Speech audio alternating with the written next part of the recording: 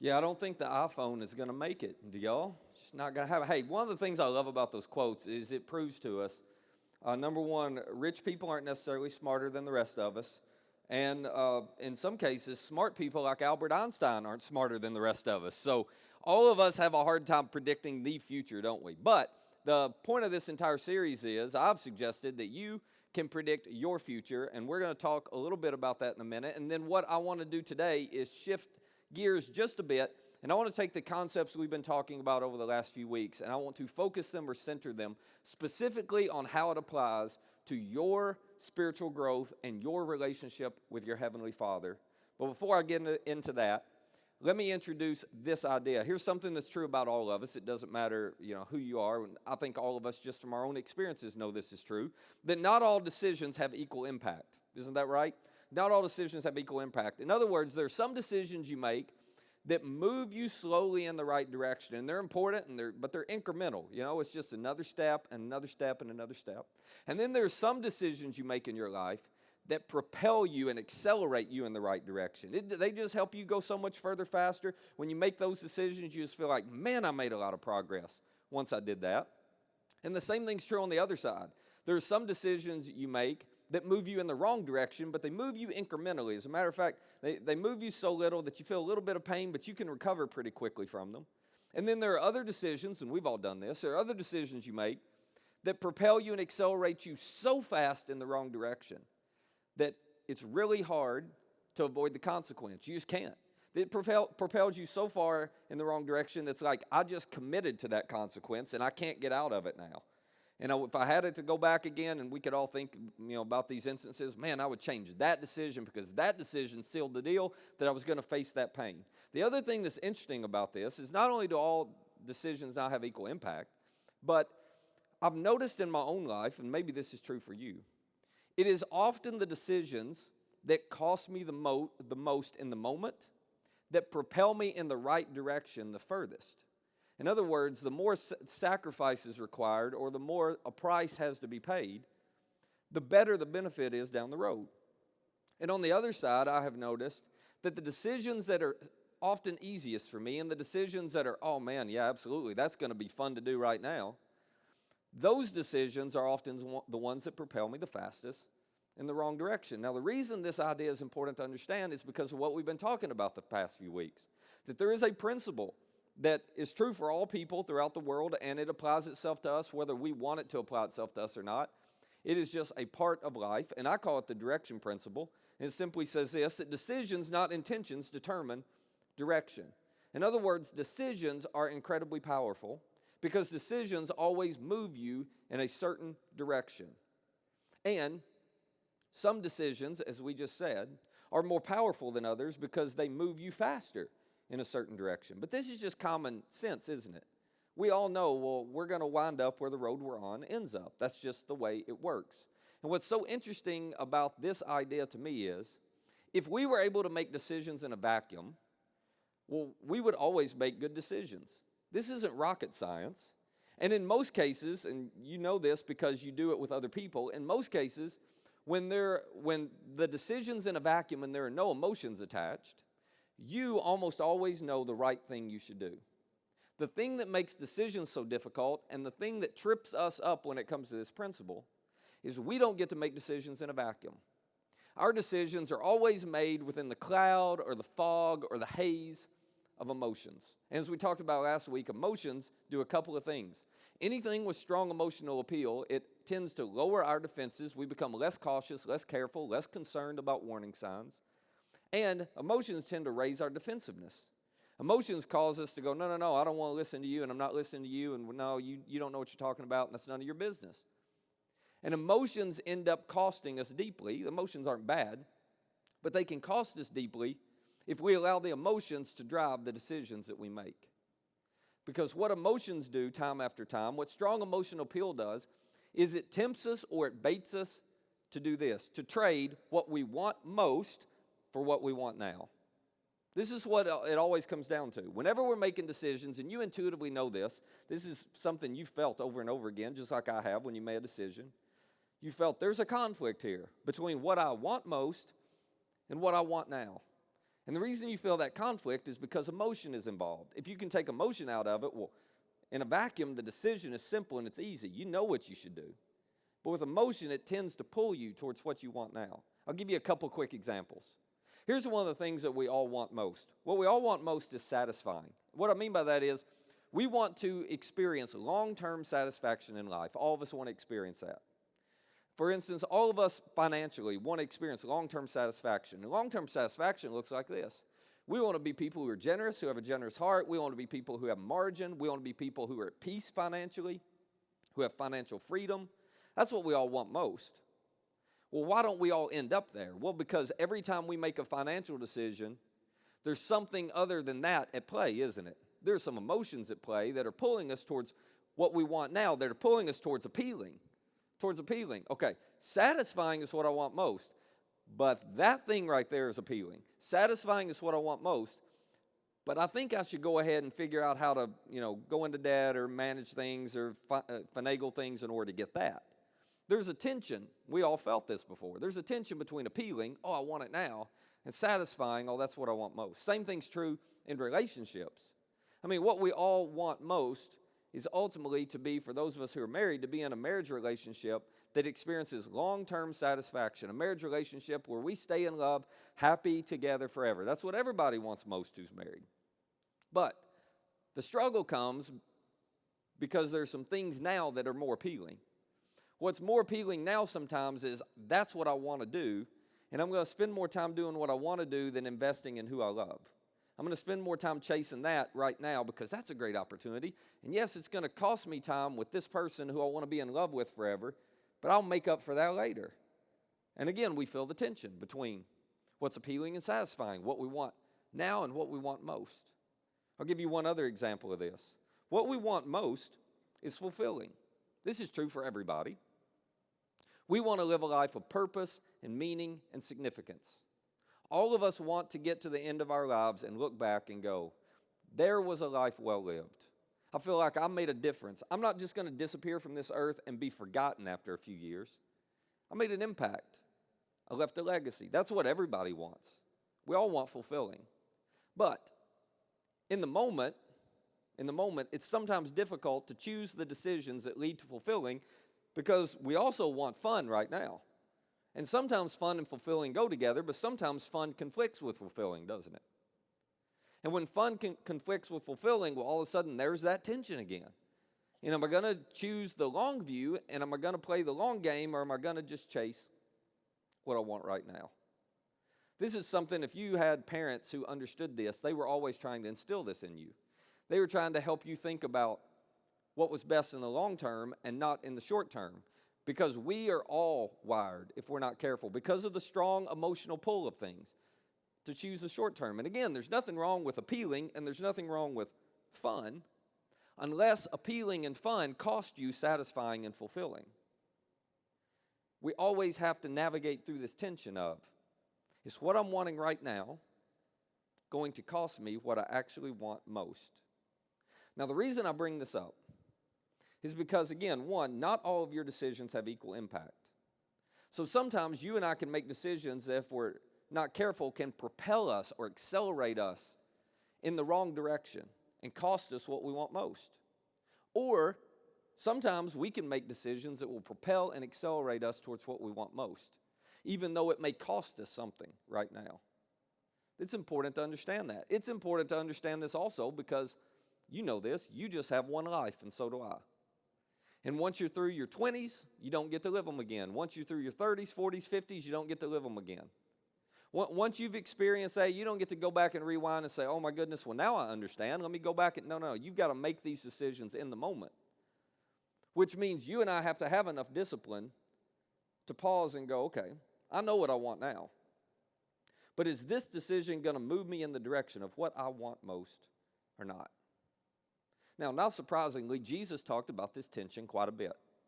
He talked about it in terms of how we experience it with life in general, and he talked about it in terms of our spiritual growth, our spiritual life, what it means to follow him. And what he had to say about this was not very popular. It wasn't popular in the first century, and it's not really popular today.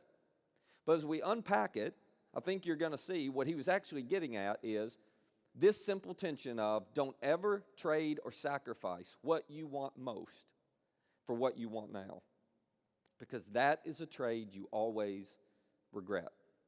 So let me read you what he had to say, and then I'm going to give you a couple challenges that are very difficult, but a couple challenges that I am convinced will accelerate and propel you towards what you want most. So here's what Jesus said about this. Then Jesus said to his disciples, whoever wants to be my disciple, now let me just pause right here and define a disciple, because a disciple is not just someone who believes in Jesus. Well, I'm a Christian, I believe in Jesus, okay, that's fine, but that doesn't make any of us a disciple. A disciple is someone who has devoted themselves to following the ways of Jesus. It's very different. In other words, a disciple is someone, everybody's got a philosophy of life. Whenever you have a decision you have to make, you have a filter. You may not realize it, but you have a filter through which you run all of your decisions and decide, am I going to do this, this, or this? Well, a disciple is somebody who has committed themselves to, every time I have a decision, I'm going to run it through the filter of what Jesus said and what Jesus taught. That's what a disciple is. A disciple doesn't always get it right, but a disciple is committed to running everything through that filter and trying to allow what Jesus said and what Jesus did to guide what they do and what they say.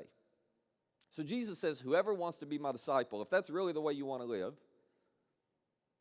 they must deny themselves and take up their cross and follow me. Well, that doesn't sound pleasant at all. And Jesus says, no, it's not going to be always pleasant in the moment. In other words, this was Jesus' way of saying, you need to know, if you're going to follow me, you're going to run into this tension often between what you want now and what you want most. And that tension is going to be painful. And in order to choose what you want most, it's going to cost you some things that you want right now. There is no way around it. You're going to have to pay that price to experience the kind of life that you most want to experience. You want fulfilling, you want satisfying, you want purpose. You're going to have to pay a price now. You're going to have to deny yourself some things right now. Say no to yourself now. Say no to your emotions now, so that you can get where you most want to be. Jesus never invited people into a life of self-help. His message was never, oh, I'll tell you what, I'm just going to make life easier for you every step of the way. If you just do what I say, you're always going to get what you want. Jesus never invited people into a life of self-help. He actually invited people into a life of self-denial. Well, what is the point of that? Well, Jesus taught this. He taught that self-denial is the way to what you want most. It's just not the way always to what you want now. As a matter of fact, here's the way he taught it. He goes on, he says, for whoever wants to save their life will lose it, but whoever loses their life for me will find it. That's so counterintuitive, it almost sounds like a riddle, doesn't it? It's like, what do you mean by that? Well, here's all he means. All of us are hardwired to try to save our lives. To save your life simply means, I'll tell you what, I'm going to try to protect everything I have. I'm going to try to hold on to everything I have. I'm going to try to experience everything I want to experience. I know what I want my life to be like, and so I'm going to grab and hold and grab and hold and grab and hold, and I'm going to chase and pursue and chase and pursue and chase and pursue. But Jesus says this is counterintuitive. Here's what you have to realize. That as long as you try to grab onto and hold onto everything, as long as you're always chasing what you want now, you will actually, in the end, get to your life and realize you lost the very life you wanted most. Yeah, but I think what I want now is going to help lead to satisfaction and fulfillment. And Jesus says, nope, it's not. Because what you and I want now, more times than not, is driven by strong emotional appeal. And our emotions have clouded our judgment. It actually puts us in a direction that we don't ultimately want to be. The best way I can explain it is this. The people who choose what they want now, day after day after day, are people who get to the end of their life and they have nothing to show for their life but their life.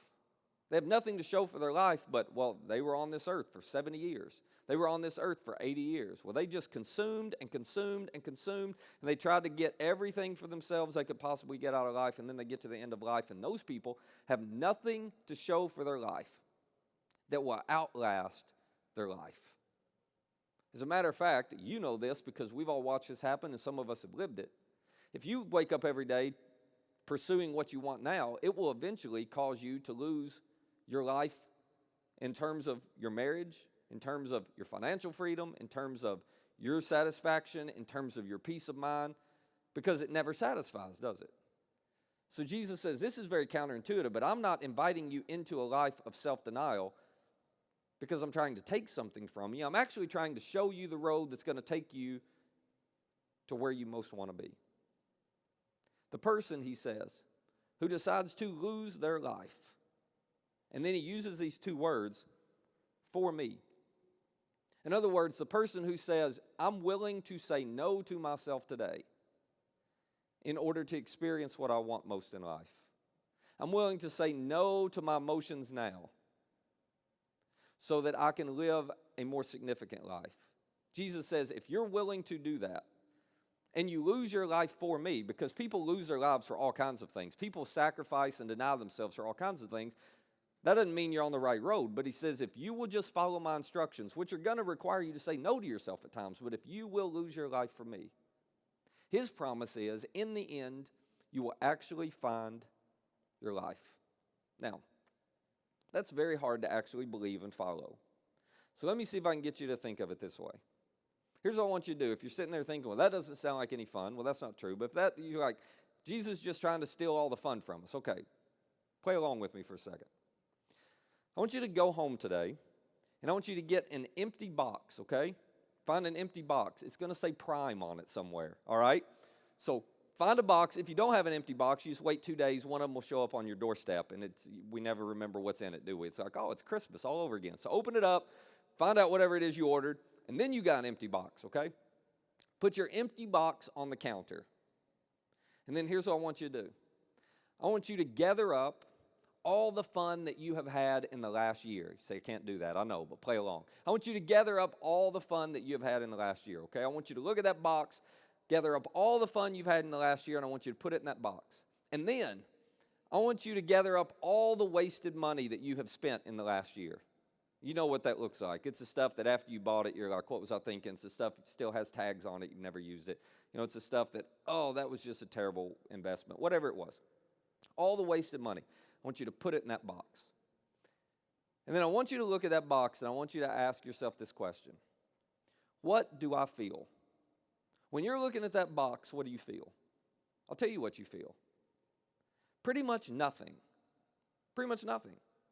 You don't feel hardly anything. And the reason you don't feel hardly anything is not because, you know, fun's a bad thing or any, no. The reason you don't feel hardly anything is because fun is a moment. All that wasted money, it was a moment. There's nothing wrong with fun. The problem with fun is because it's only a moment, as soon as you're past that moment, you lose that fun. And then you're looking for the next fun, and then you're looking for the next fun because it doesn't travel with you. Fun is not a traveling companion. Now, here's the other thing I want you to do. I want you to imagine you've got that box on your counter, and I want you to put in that box all the times in the last year that you have sacrificed in some way for someone else. Maybe you need a smaller box. I don't know. So go back past a year, all right, because we won't fill the box up. So however long you have to go back, I want you to think about all the times you have sacrificed for somebody else. I want you to think about the time that you paid the money and went on the mission trip to serve that orphanage. I want you to think about the time that you found out somebody had a need and you financially weren't really in a position where you had enough free money to help them, but you just knew you should. And so you sacrificed financially yourself to give money to them. I want you to think about, for some of you, when you made a decision to foster or adopt a child, and there was not a lot of fun in that experience. It was painful and it was costly. I want you to think about that.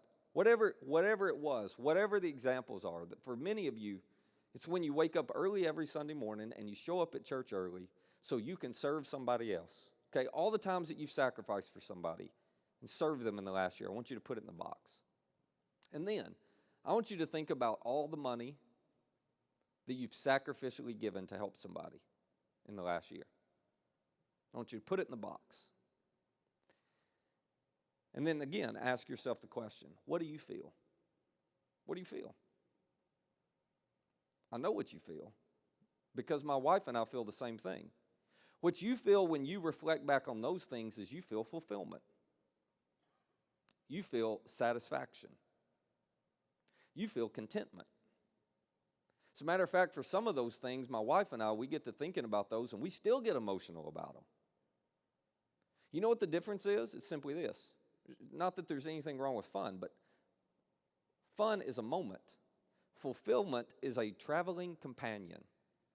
Fun is always in the rearview mirror, isn't it? I'm not saying there's anything wrong with having fun, but fun, the problem with it is it's always in the rearview mirror. Once it's done, it's done. The things you do that are fulfilling, well, fulfilling sits in the passenger seat and just travels with you every single day. As a matter of fact, the more you orient your life around things that fulfill you, the deeper the sense of contentment and peace and satisfaction and purpose you have in your life. It travels with you. It's not just a moment. It sticks with you. It's why it still makes you emotional when you think back on it today. This is what Jesus was driving at. He was saying, listen, it's counterintuitive, but this is the way life works. You try to save your life and hold on to everything and grab everything and get what you want now over and over and over again, you're going to end up losing your life because none of that travels with you. But when you orient your decisions around what you want most, around what matters most, when you're willing to give your life away and say no to yourself so you can say yes to something bigger than you, you actually, in the midst of that, as ironic as it seems, by saying no to you, you find the life you've always wanted. You say, well, I'm still not convinced of that, Matt. Okay, well, Jesus has a couple other questions for you. He says, what good will it be for someone to gain the whole world and yet forfeit their soul? Let's say all the things that you want now, you go through your entire life and you get what you want now over and over and over again. You get everything you want. But you get to the end and your soul's empty. What good is that? Well, okay, it's no good, Jesus. He says, here's another question. What can anyone give in exchange for their soul? In other words, when you get to the end of your life and you've collected all of this fun, are you able then to go, oh, man, I missed it. I got so much fun, I don't have enough fulfilling. I got so much fun, but I don't have enough satisfying. I've got so much fun, but I don't have anything that's going to outlast me. I'll tell you what, I'm just going to trade it in. I want to trade in all this fun and swap it out. You can't do that, can you? Because, again, you only get one life. Jesus' point was just this. Self-denial or self-sacrifice, saying no to yourself, is actually the way to what you want most. Turning your attention from you to the you beside you is actually the road to what you want most. It is just not always the road to what you want now. And whenever what you want now conflicts with what you want most, you have to make a decision based on what you value most. You have to decide, does what I want now trump what I want most? Or am I willing to say no to me today so I can say yes to something bigger than me tomorrow? So, here's what I want to do. I want to take just a minute to give you two challenges. And specifically, I'm giving these challenges to those of you who are part of our church. And if you're a guest, you're not a Christian, you can play along with this because this will work for you. But this is primarily for those of us who are part of this church. And as I thought about doing this, I thought, I'll tell you what, this is probably not very smart. I'm telling you that up front. Because matter of fact, I bounced it off a few people, and they said, I don't know how smart this is. Because I'm not going to ask you to do one big thing, I'm going to ask you to do two big things. And the reason I'm asking you to do two big things, as hard as it is, because most people balk at one, and I'm going to ask you to do both of them. The reason I'm challenging you to do both is because these are two decisions that will propel you in the right direction. They will accelerate your spiritual growth in a way much bigger than some other decisions. Remember, not all decisions have equal impact. These two decisions, when you make them, have extraordinary impact for the investment you have to make. These are two that just accelerate the momentum of spiritual growth in your life. So, I want to ask you to do them both, because I think they're in your best interest. And I know from experience, these are decisions that will move you in a direction that will lead to a very predictable destination. And it is the place that you most want to be. It is a life of fulfillment and meaning and purpose and satisfaction and significance. So here's the first one I want to ask you to do. To serve consistently. Because some of you don't do this. Some of you do not have any habit in your life where on a weekly or regular basis, it's just in your schedule. I am going to show up and I am going to make this not about me. I'm going to make this about somebody else. Some of you don't have any habit in your life that forces you to go, oh, yeah. This is about the you beside you. It's not about you, Matt. I'm going to show up and I'm going to make it about them. You don't have any habit in your life, and this sounds weird, but you don't have any habit in your life that forces you to say no to you. Yeah, but I'm busy and I got things I want to do at that time. I know. But I'm going to say no to me and what I want to do at that time so I can say yes to them and what they need with my time. Some of you don't have this. You need this. So I want to ask you to take a big step that I know, because I've watched it happen for 14 years, will accelerate and propel your spiritual growth. Serve consistently. That may be at a nonprofit in this community. If that's where you want to do it, that's perfectly fine. Maybe in a school system. If that's where you want to do it, that's perfectly fine.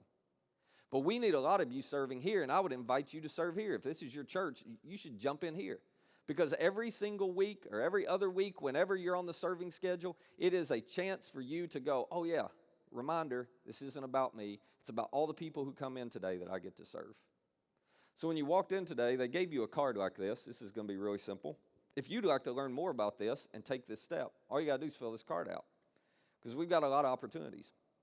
Our guest services team, which are the incredible people who greet you every week, we need about 50 to 60 more of you to jump in so we can be better at serving the people who are coming. So for some of you, that would be the step you could take. You go, I don't think they need me. Yes, we need you. And you could just show up every other week and be reminded, oh yeah, it's not about me. It's about that person that comes through the door and that person that comes through the door and that person that comes through the door. We've got opportunities in Takeoff and 252, which are preschool and elementary environments. And I'm going to be honest with you, and I'm just talking to those of you who are part of this church. This is a little embarrassing for me to even have to say. I asked them, how many more volunteers do we need down there to serve our kids well? And we need at least 20 to 25 more volunteers. And I was like, are you kidding me? You mean to tell me that we don't have enough people willing to invest in the next generation? That was a little embarrassing. Some of you just been waiting. You need to jump in. You need to jump in and love on some kids every week or every other week. You need to jump in and say, I'm going to take a little bit of my time. I'm going to take an hour and I'm going to invest in these kids coming up. And you don't have to know a lot. You just have to be willing to love them well. We'll take care of helping you with the rest of it. I'll tell you what else we need when it comes to this. The biggest need we have, and you may not even know this is down there, so this is on me, it's not on you. But the biggest need, one of the biggest needs we have down there is for people to do our large group with our kids. Now let me tell you what large group is. Basically, it's like a theater production every week where we teach the kids in a very creative and engaging way the stories, the Bible stories of the week. And we've got all the material to do it. But some of you, you're incredible presenters. You present at work all the time. Some of you, you're teachers. We have so many, I can't believe we're even talking about this because we have so many teachers and educators in our church. And you could take what you know, the skills you have, and you could use them in a way that would have such an impact on these kids on Sundays. For some of you, you were in theater, or you were in dance, you did cheer when you were in school, and you just got an outgoing personality. You'd be a perfect fit for it. So all you got to do is just mark Takeoff for 252 and jump in and help us. Make these large group experiences for these kids, when they come and hear the story, just make it so extraordinary that they can't help but come out and go, oh man, that was awesome. And then when their parents pick them up, you know what every parent, those who've been a parent, you know. When you get your kid from church, you ask them 2 questions. Was it fun? And what did you learn? If they can answer those 2 questions, it's great. I'm telling you. Large group makes it fun, and it makes sure they remember what they learned. So for some of you, that would be the thing. For some of you, it's another area. It's our music, it's our production, it's behind-the-scenes stuff, it's helping set up or tear down. We've got so many different opportunities around here, and we didn't have room to list them all, but there's just another. I'm just telling you, if you're willing to take a step to get involved, it will propel your spiritual growth. And I know what you're thinking because we all live in the same world. You're like, well, I'm just too busy. Well, you and everybody else, okay? You and everybody else. So I'm welcome to introduce you to some of our volunteers who are way busier than you, but that's just awkward when you look at them and tell them you're too busy. So you make time just like me. You make time for what's most important. You just need to fill the card out. When you leave today, guest services people are going to be at the exits, and you could just drop your card in the bucket. or they're going to charge you a $25 cover charge for being here today. No, I'm just kidding. Whichever way you want to go. Just watch them. They may pocket it themselves. But no, just fill the card out, drop it, give it to them, drop it in the bucket as you leave. And we'll get in touch with you, and we'll help you find the right spot and make sure it fits your schedule and all that. But you need to do it. Now, let me just say this, and then I'll move on. A few of you have served, whether it was here or somewhere else, you served for a while, and then you quit serving. And when somebody says something to you about it, you're like, yeah, I did that. And it was fun for a little while. But then I just got frustrating, and I got too busy, and honestly, I just wasn't enjoying it anymore.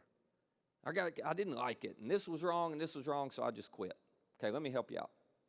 Do you know why you served and it wasn't fulfilling? It's just between us, okay, just a secret. Because Jesus lied about everything he said. Of course not.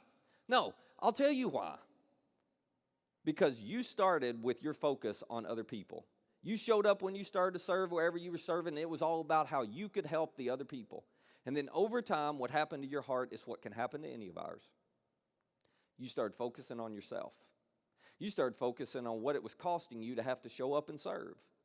You started focusing on, oh my goodness, this was too much work. This takes too much time. This is too hard. And I don't like the way they're doing that. And I don't like the way they're doing that. And you turned your focus from the you beside you to you. And the minute you did that, guess what you lost? Fulfilling. You lost exactly what Jesus said you were going to lose. You started trying to save your life and make it about you, and you lost your life in the process. Serving wasn't the problem.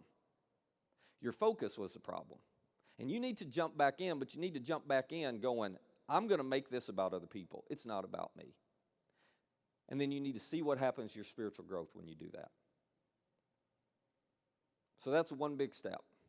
The other big step, and I told you this is quite an ask for me to ask you to do both things at once, but I'm going to ask you to. The other big thing that I want to ask you to do is to give regularly. To come up, if you don't have it, with an intentional plan to be generous. And when I say give regularly, I mean you decide I'm going to make giving the number one priority in my financial world. So I'm not going to wait till the end of the month and see, well, I got a little bit left over, I think I'll give. No. You're going to decide what you're going to give, and then you're going to rearrange your entire giving and spending life, or your spending life, around your giving. You're going to say, I'm reducing how much I have by this much because I'm giving that first, and now I'm going to figure out how to live on the rest. You need to do that. You need to make it a priority. Now, for those of you who are part of this church, I think you ought to have an intentional plan to support the church you love. Jen and I do. We always have.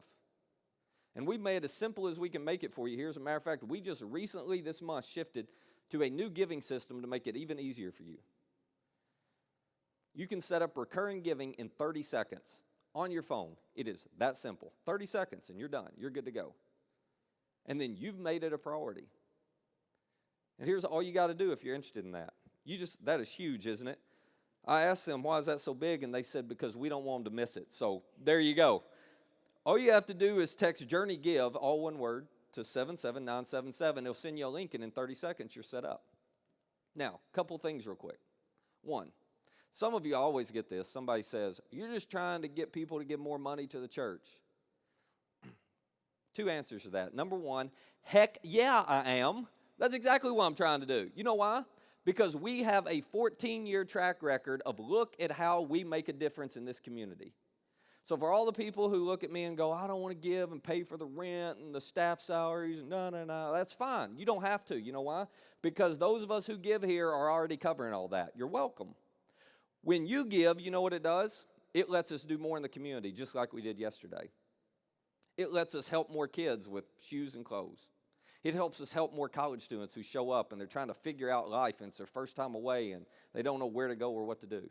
It helps us show up and help more single moms, just like we did this week, who have gone through one tragedy after another, and we're able to pay for them to go to counseling, and we're able to help with some of their expenses, and we're able to help their kids and them get back on the right track. That's what your giving helps do. So if you want to say, you want more money for the church, heck yeah, I do, and I'll show you exactly where the money goes. Because I know what we're going to do with it. We have a 14-year history. We're going to make a huge difference with it. But if you don't want to give it here, that's fine. Give it somewhere else, but give it. Make it a priority.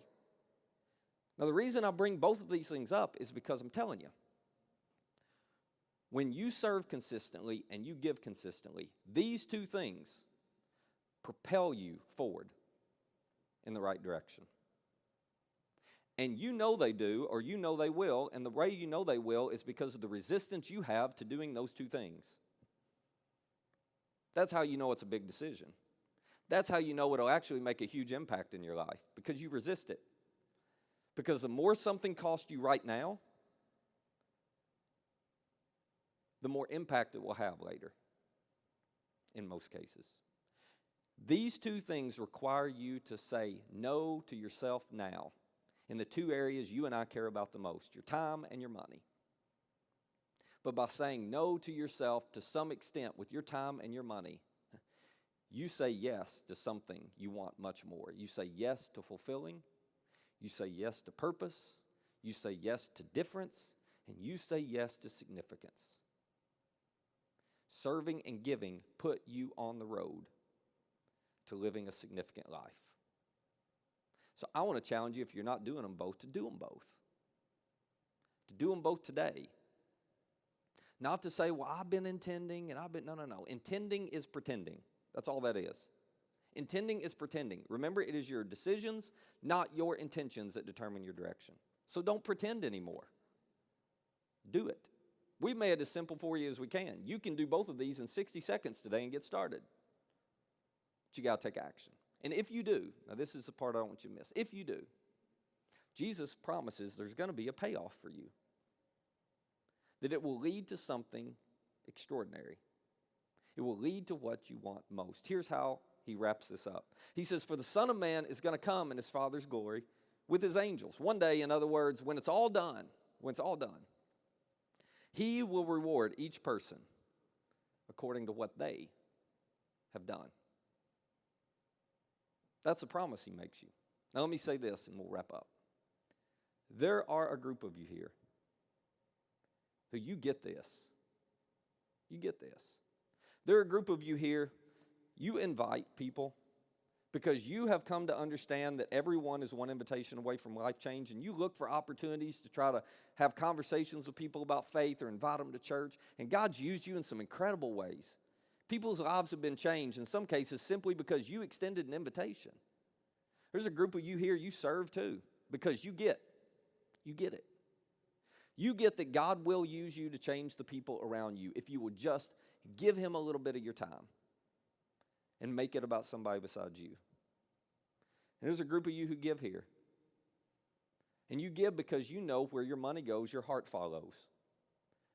And everything about our world and everything about our human nature wants to pull our heart towards what we want now. So you have said, I'm going to make giving the top priority so it pulls my heart towards what I want most. And you've connected here. You've gotten in a group because you understand that growth requires intentional relationships. There are a group of you who are fully engaged. You do all four of these. And you do them consistently. And I know your life is better for it because you've told me.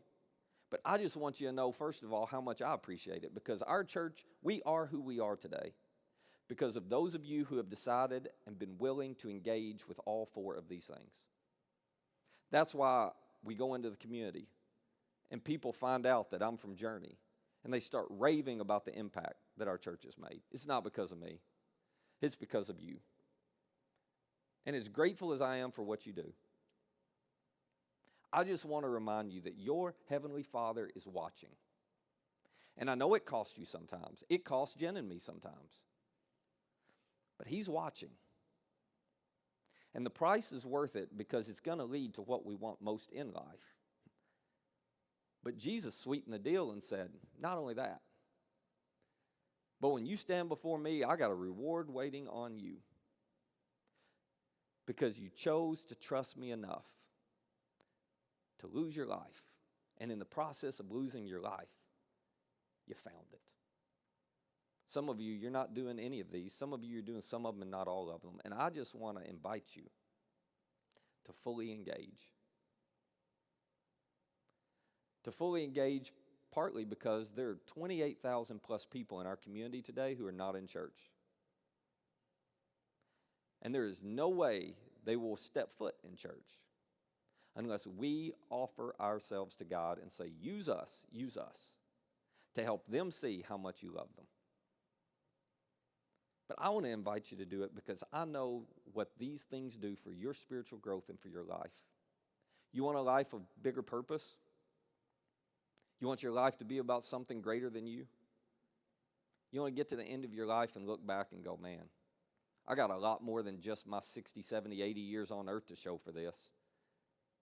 Look at what God did through me. This is how you get there.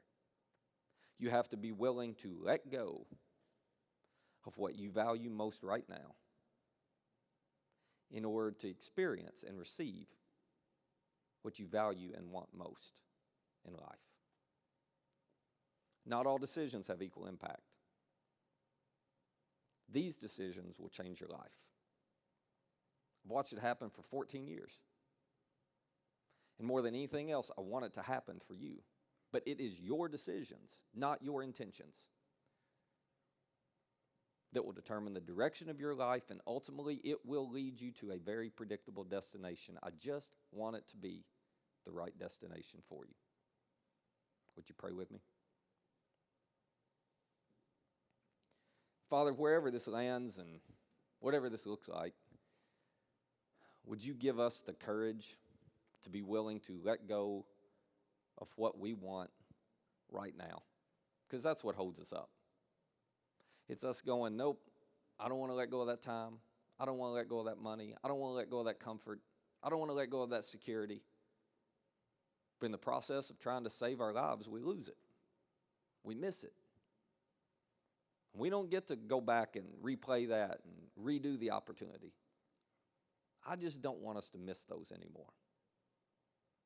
So would you help us to have the courage to be willing to lose our life in the moment, to make it about someone other than ourselves. And in the end, because you are such a loving God, you do for us what we never saw coming. You give us what we most wanted. For the people who are part of this church, who are so faithful to invite and serve and give and connect, I'm so grateful for them. Would you honor their sacrifice? And would you continue to use us to help people in this community know that there's a God who's for them, and there's a group of people at this church that are for them. And we'll do whatever we can to help them experience your love and your grace. That's in Jesus' name we pray. Amen.